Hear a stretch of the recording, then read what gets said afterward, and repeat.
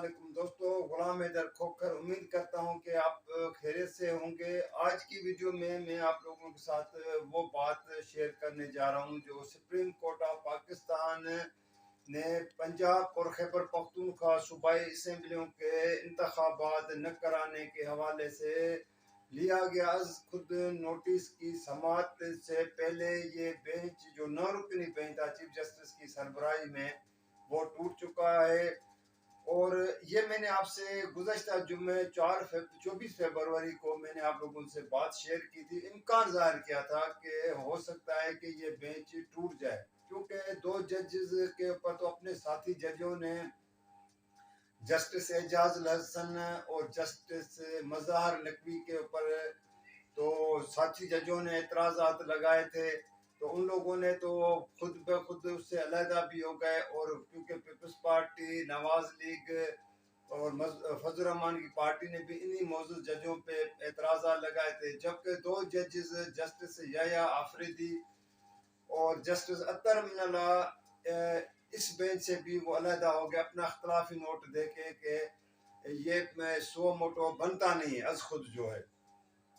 तो दोस्तों, chief justice Umar Ata Bandial ने अपनी सरबराही में 5 रुकनी बेंच की आज जो मुसलसल समाअत की है, और ये समाअत कल फिर दोबारा मंगल को सुबह को जारी रहेगी। उसने ये कहा है कि हम कोशिश करेंगे कल किसी नतीजे पे पहुंच के और इसका फैसला करना चाहिए, और पार्टियों को भी सबको सुनना पड़ेगा। आज उसने ज़्यादातर जो है पीटीआई के जो वकील है अली जफर, उसको सुना है, उसके आर्ग्यूमेंट सुने हैं, और उस पर तमाम बाकी जो बेंच में जज साहबान थे इंक्लूड चीफ जस्टिस, उन लोगों ने मुख्तलिफ रिमार्क्स भी दिए हैं कि गवर्नर अगर असेंबलियां डिज़ाल्व नहीं करता है तो फिर इलेक्शन की तारीख कौन दे सकता है। अगर गवर्नर इलेक्शन की तारीख नहीं दे रहा है तो इलेक्शन कमीशन ऑफ पाकिस्तान को डेट तारीख का तयन करना चाहिए। अगर वो भी नहीं कर रहा है, कोई असबाब दिखा रहे हैं,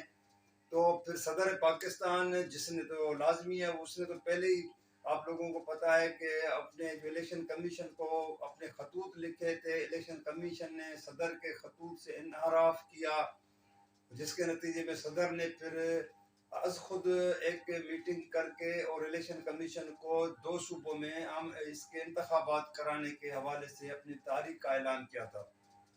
तो बात यह है, जो असल बात जो इंडिपेंडेंट गैर जानिबदार आईनी माहिरीन का ये कहना है कि इस बेंच से 2 जजेस का अलहदा होना, जस्टिस याया आफरीदी और जस्टिस अतर मिनल्ला का, ये समझ से बालातर है।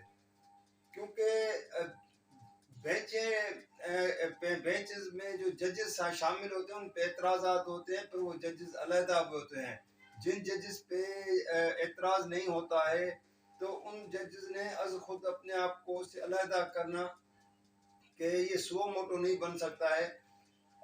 तो यहाँ पे एक सवाल पैदा होता है कि क्या अतर मिनल्ला को ये याद नहीं है कि 3 नवंबर 2007 को जब जनरल परवेज मुशर्रफ उस वक्त सदर थे और उसने जो है इमरजेंसी मुल्क में लगाई थी, जिसके नतीजे में चीफ जस्टिस, उस वक्त के चीफ जस्टिस इफ्तिखार चौधरी और बाकी बहुत से जजेस, तकरीबन जो वो 60 के लगभग थे, जिसमें सुप्रीम कोर्ट, चारों सूबों के हाई कोर्ट के जज साहबान घर चले गए थे, जिसके लिए फिर एक मूवमेंट उनकी बहाली के लिए शुरू हुई थी। पीपल्स पार्टी की मोहतरमा बेनज़ीर भुट्टो ने अपनी ज़िंदगी में ऐलान किया था कि मैं हुकूमत में आई तो मैं इन जजेस को बहाल करूंगी।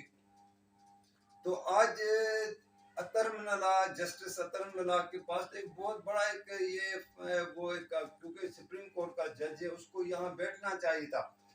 फैसला जो भी जजेस को करना है वो ज़ाहिर उसका अपना एक माइंड होता है, एक जहन होता है, और उसके हिसाब से करते हैं कि असेंबलियाँ गलत टूटी हैं, नहीं सही टूटी हैं, किस तरह इनको ज़ाहिर जजेस से ज़्यादा कौन जानता है, आप लोगों को पता है।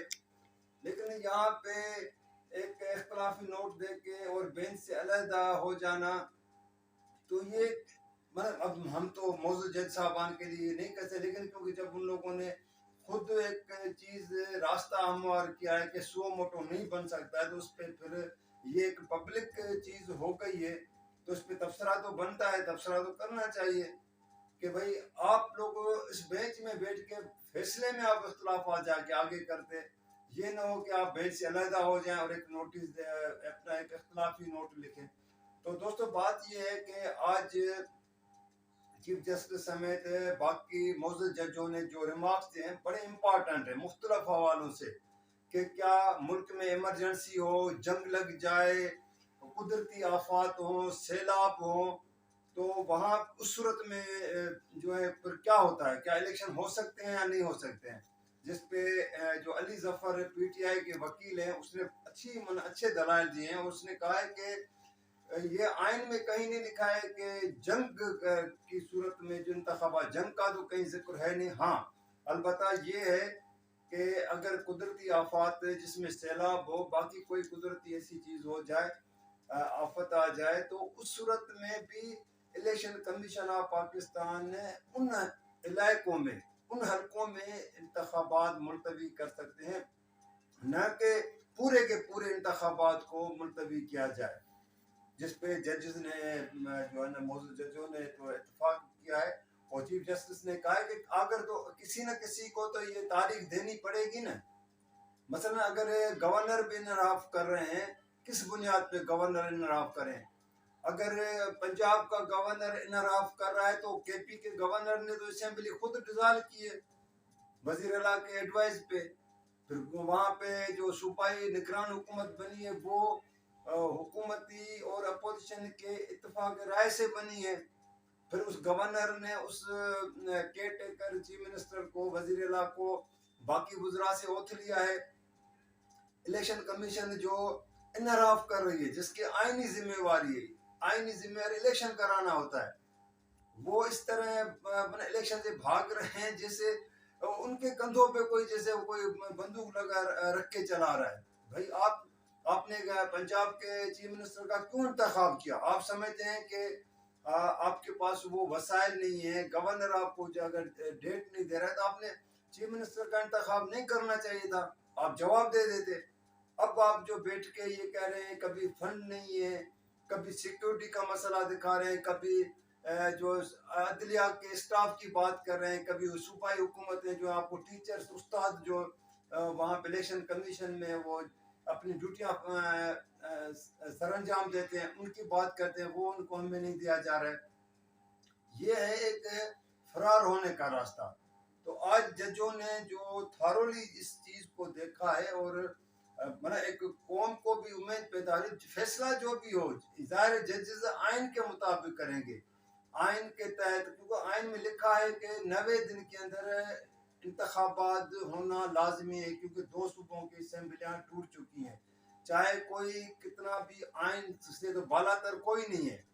और जज साहबान मौजूद जजों ने भी तो आइन के तहत कसम लिया हुआ है कि वहाँ जो बैठे हैं और कौम की उम्मीद है कि आपको फैसले करने का एक इख्तियार मिला हुआ है, आप लोगों ने सो मोटो नोटिस भी लिया है। बाकी इस तरह की जो पॉलिटिकल पार्टीज वो या कुछ और लोग जो है उसमें आके अगर रोड़े अटकाएं कि किस तरह इसको लंबा किया जाए, जैसे वफाकी हुकूमत तो चाहती नहीं है कि इंतखाबात हों।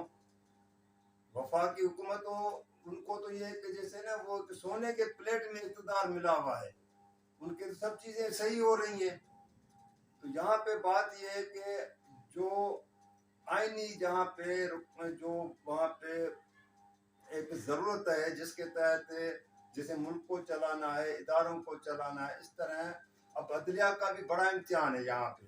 क्योंकि मैं यहाँ पे आपसे ये बात शेयर करूँ कि नजरिया ज़रूरत जो माजी में डिक्टेटरों के हवाले से अदलिया ने लिया है, चाहे ज़ियाउल की मार्शल हो, मुशर्रफ का दौर हो, या बाकी जो हुकूमतें माजी में 58(2)B के ज़रिए तोड़ी जाती थी, फिर वो उसको जो है ना जायज़ करार दिया जाता था। तो उस वक्त इस्टेब्लिशमेंट, क्योंकि उस वक्त 58(2)B सदर के पास इख्तियारात होते थे, तो फिर वो इस्टेब्लिशमेंट सदर के साथ गठजोड़ में शामिल होते थे। अब वो नजरिया ज़रूरत माजी वाला तो दफन हो चुका है, अब जजेस को अपनी तारीख बनानी है।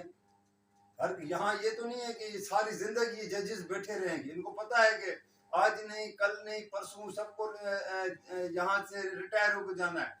इवन चीफ जस्टिस ये जो अता उमर बंदयाल है वो जो रिटायर होने हो जाएगा चंद महीनों में, तो उसको अपनी एक तारीख बनानी तो है ना।